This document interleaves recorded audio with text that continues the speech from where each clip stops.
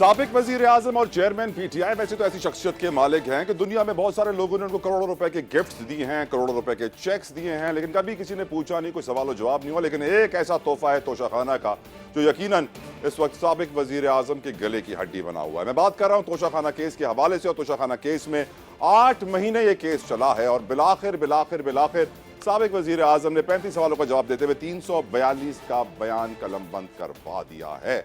यकीनन अब सोचने की जरूरत है कि इसका अंजाम तो करीब आ गया है, पर क्या होगा अंजाम, क्योंकि ये उन चंद केसेस में से है पाकिस्तान की तारीख में, बहुत चंद ऐसे आपको शायद केसेस मिले या फिर कोई भी ना मिले जो कि सेशन कोर्ट में भी हो, हाई कोर्ट में भी हो, सुप्रीम कोर्ट में भी हो। आने वाले रोज सुप्रीम कोर्ट में समाअत है, परसों हाई कोर्ट में समाअत है, और पीटीआई के वकील एक्सपेक्ट कर रहे हैं कि सुप्रीम कोर्ट की जानिब से कुछ इंटरवेंशन होगा और मजीद टाइम बाय किया जाएगा, मजीद तूल दिया जाएगा, मजीद इस केस को आगे बढ़ाया जाएगा। लेकिन कुछ कानूनी माहिरीन की यह राय भी है कि अब अंजाम बहुत करीब है। गुफ्तगू करेंगे, मेरे साथ दो बड़े प्यारे मेहमान इस वक्त मौजूद हैं।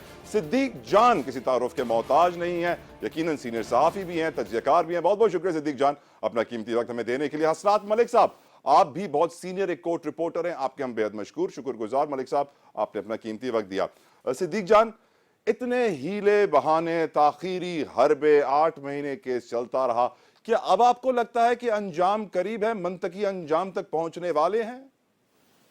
देखें, अब बिल्कुल फाइनल स्टेज के ऊपर आ गया है केस, लेकिन जो मामला है इस वक्त वो ये है कि कल, क्योंकि सुप्रीम कोर्ट ऑफ पाकिस्तान में भी केस है और परसों जो है वो हाई कोर्ट में मामला जो है वो बड़ा एक सिंपल सा है इस वक्त, और वो ये है कि जो तहरीक इंसाफ के वकला हैं, ख्वाजा हारिस साहब खास तौर पर, उनकी इस्तदा बार बार सुप्रीम कोर्ट ऑफ पाकिस्तान के सामने भी ये है, हाई कोर्ट के सामने भी ये है कि सबसे पहले ज्यूरिडिक्शन का मामला जो है वो डिसाइड किया जाए कि इस अदालत को, ट्रायल कोर्ट को इख्तियार समाअत भी है या नहीं है। ये वो अहम नुकता है जिसपे ख्वाजा हारिस साहब चाहते हैं कि पहले फैसला हो, और ये तमाम कोई 6-7 बल्कि 8 जो टोटल अपीलें और दरखास्तें हैं वो इस्लामाबाद कोर्ट में पेंडिंग है, और नीचे ट्रायल जो है वो तेज से चल रहा है। सुप्रीम कोर्ट में कल वो जो जा रहे हैं वो यही कहना चाह रहे हैं कि पहले दायरा इख्तियार को डिसाइड करें, और याहिया अफरीदी साहब ने 26 जुलाई को ये कहा था कि हाँ, ज्यूरिडिक्शन का जो मामला है वो सबसे पहले डिसाइड होना चाहिए। तो ये एक अहम नुकता है जिसके ऊपर कल वो सुप्रीम कोर्ट जा रहे हैं। देखते हैं सुप्रीम कोर्ट से क्या जो है वो फैसला सामने आता है। लेकिन असल बात यह है कि वो ये चाहते हैं कि जो सुप्रीम कोर्ट ने मामला हाई कोर्ट को भेजा था, हाई कोर्ट इकट्ठी दरखास्तें सुन के पहले फैसला कर दे,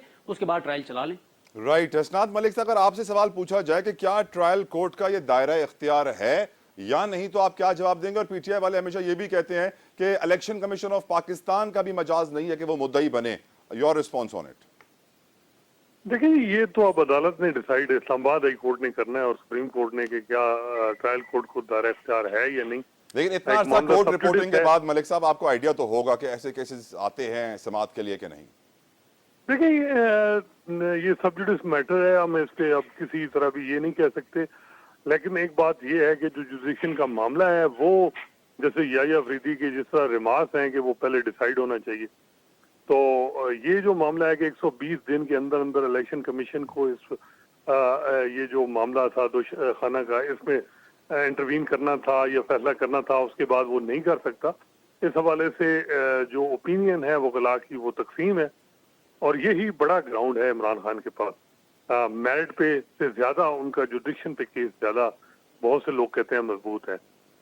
तो देखें, इस्लामाबाद हाई कोर्ट जो है वो आमिर फारूक साहब अब क्या फैसला करते हैं, उसके बाद उनके पास अपॉर्चुनिटी है कि वो सुप्रीम कोर्ट में भी चैलेंज करेंगे जो जुडिक्शन का मामला है कि जो ट्रायल कोर्ट है वो उसके पास इख्तियार नहीं है। ये बड़ा एक इम्पोर्टेंट नुक्ता है जो उनका है इमरान खान साहब का, और वो जो बजाय लग रहा है कि पीटीआई की स्ट्रेटजी भी ये है कि वो पहले जुडिक्शन का मामला डिसाइड हो, और सुप्रीम कोर्ट के एक जज के रिमार्क्स भी ये हैं कि पहले वो नुक्ता जो है जुडिक्शन का वो डिसाइड हो।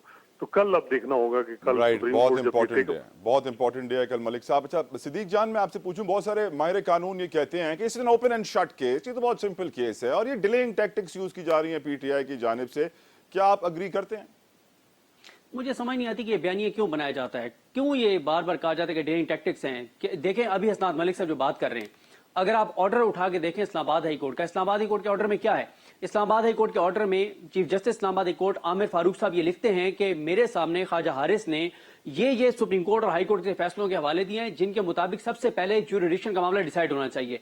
तो क्या ख्वाजा हारिस ये गलत कह रहे हैं क्या आइन और कानून के मुताबिक, अदालती फैसलों के मुताबिक उनको यह हक नहीं है कि वो ये मामला जाके चैलेंज करें?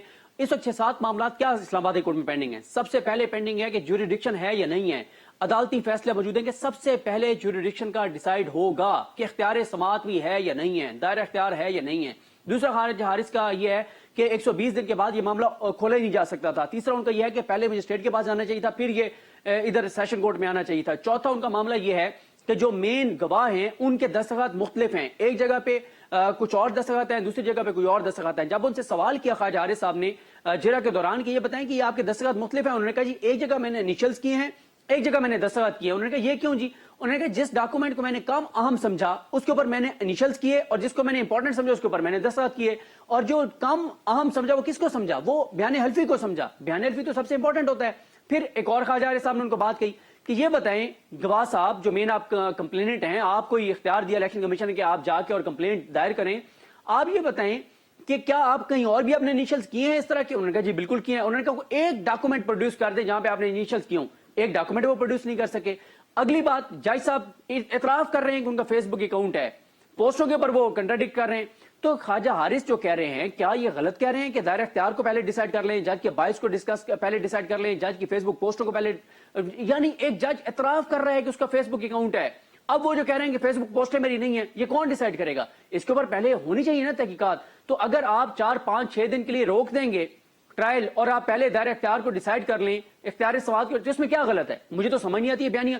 ये बयानिया अगर बनता है तो ये तो फिर अदालत के खिलाफ बन रहा है कि इस्लामाबाद हाई कोर्ट क्यों हर मामले को पेंडिंग रख के बैठी हुई है। कर दें आप डिसाइड, खत्म हो जाएगा सिद्दीक जान, पेंडिंग तो मुल्क में हमारे 22 लाख केसेस हैं, और अता तारड़ साहब कहते हैं कि जो इस वक्त सहूलत प्रोवाइड की जा रही है साबिक वजीर आजम को, वो दूसरे साइलिन को क्यों नहीं की जाती?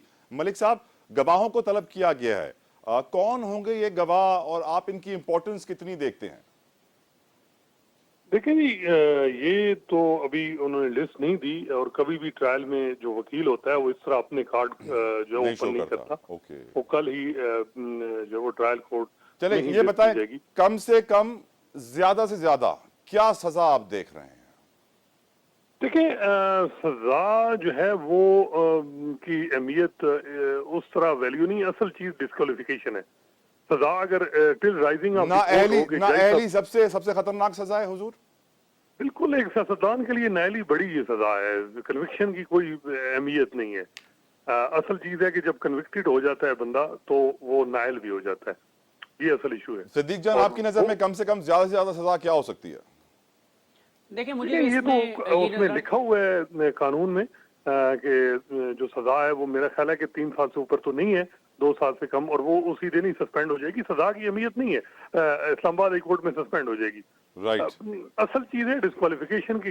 इमरान खान अगले इलेक्शन के लिए नाअहल, जो बजाय लग रहा है कि उनके मुखालफिन का ऑब्जेक्टिव भी यही है। जी हाँ। जिस तरह नवाज शरीफ को नाअहल किया 2018 में इमरान खान साहब का सहारा, तो आज वही तरीकाकार अपनाया जा रहा है इमरान खान साहब के खिलाफ। तो जो कुछ इमरान खान साहब करते रहे और कहते रहे कि जी ये टेक्निकलिटीज के पीछे छुप रहे हैं, अगर ये इन्होंने चोरी नहीं की तो तलाशी, तो यहाँ भी वो जरा अपना काम भी सारा मामला मेरिट के सामने, मेरिट पे केस को करें।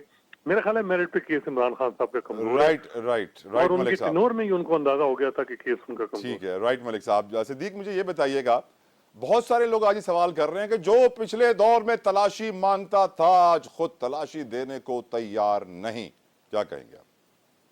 देखें, तलाशी तो उन्होंने आज दे दिया ना, जवाब, सवालों के जवाब दे दिए 342 के तहत।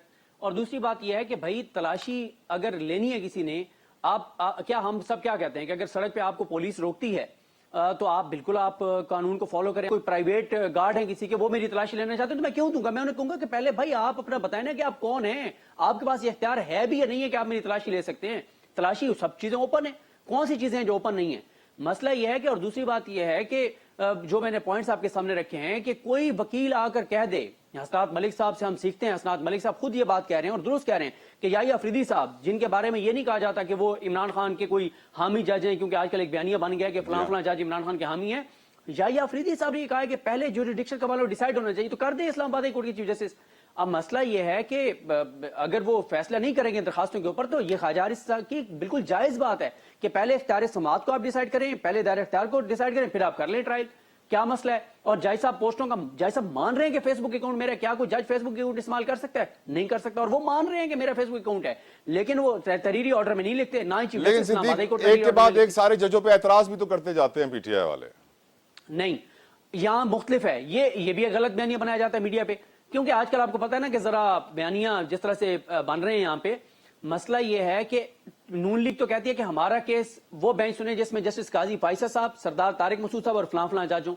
तहरीक इंसाफ तो ये नहीं कह रही, ख्वाजा हारिस साहब तो ये नहीं कह रहे कि फलां एडिशनल सेशन जज के सामने मेरा केस लगाएं। वो कह रहे हैं कि भाई 18-19 एडिशनल सेशन जज हैं, हुमायूं दिलावर साहब के अलावा जिसके पास मर्जी लगा दें। तहरीक इसी इंसाफ तरह तो से फुल बेंच के भी खिलाफ है सिद्दीक। देखें, वो एक और उनका पॉइंट है मिलिट्री कोर्ट में। उनका यह है कि अगर जो है वो फुल कोर्ट बनेगा तो मामला डिले हो जाएगा। उनका यह मामला नहीं है कि फलाना जज बैठे फलाना बैठे, बल्कि जो लतीफ खोसा साहब जिस पिटीशन पे दलाइल दे रहे हैं एतजाज हसन साहब की, उसमें तो उनकी इस्तदा ही फुल कोर्ट की थी। बहुत बहुत शुक्रिया सिद्दीक जान, हसनान मलिक साहब, आप दोनों हजरात का आपने अपना कीमती वक्त हमें दिया। यकीनन तोशाखाना केस बहुत इंपॉर्टेंट केस है, फैसला कहा जा रहा है बहुत करीब है। यकीनन इसके असरात आने वाले इलेक्शंस पर भी होंगे और पाकिस्तान पर भी होंगे। एक ब्रेक के बाद डिस्कस करेंगे कश्मीर को और भारत की बर्बरियत।